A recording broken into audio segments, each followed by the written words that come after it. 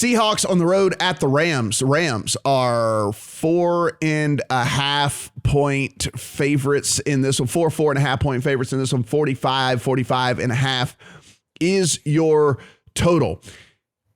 Has the mallet finger started to feel a little bit better for Russell Wilson? He looked at least a little bit better this past week, though against a very inferior opponent. The Rams go out, they win the premier game of the week against the Cardinals. And listen, did they get some fortunate turnovers? They did. Did they take advantage of those fortunate turnovers? Also, yes, they did. And there's something to be said for taking advantage of getting the short fields and getting the ball in favorable positions. So I don't take anything away from that win against the Cardinals this past week for the Rams. And if anything, I think it bumps the Rams up a ton in my eyes, that if Odell is actually going to be available for this team, if he's actually going to be kind of 90% of Odell, he looked pretty good out there this past week. If there's legitimately two options for Matthew Stafford, that certainly changes the calculus for this Rams team. Aaron Donald just continues to be the best player that, on the defensive side of the ball. It's so ridiculous every week. Like, the guy's getting triple teamed and still just shedding through there and disrupting plays. Brad, 4.5 right now in favor of the Rams, 45.5 the total. It seems appropriate to me, but I believe we're probably going to see Rams backers in this thing. I'm just speculating on that.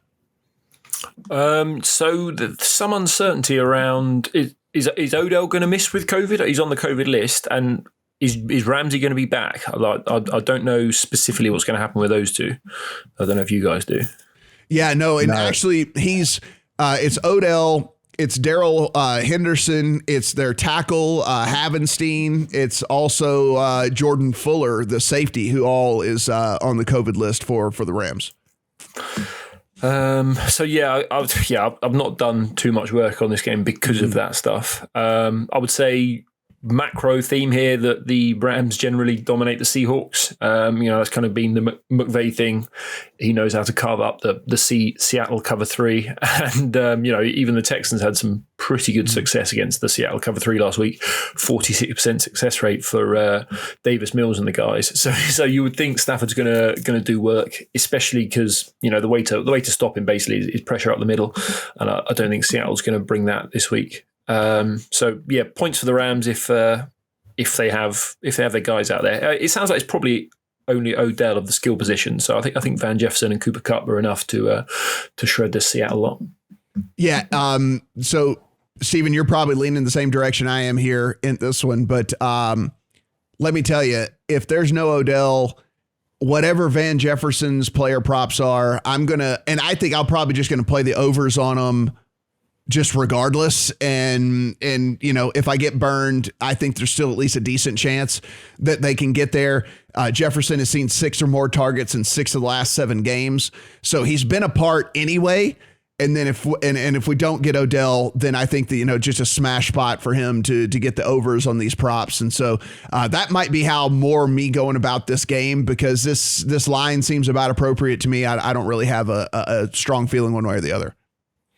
You mentioned the COVID guys. Their center, Brian Allen, is questionable as well. Aaron Donald did not practice on Wednesday. So I think that's maybe why we've seen this go from a look-ahead line of Rams -7 down to -4.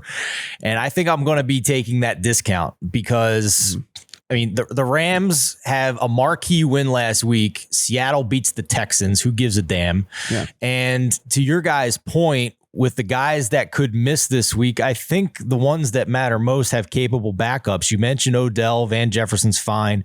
Darrell Henderson, if he misses, Sony Michel has been more than competent as a fill-in in the backfield.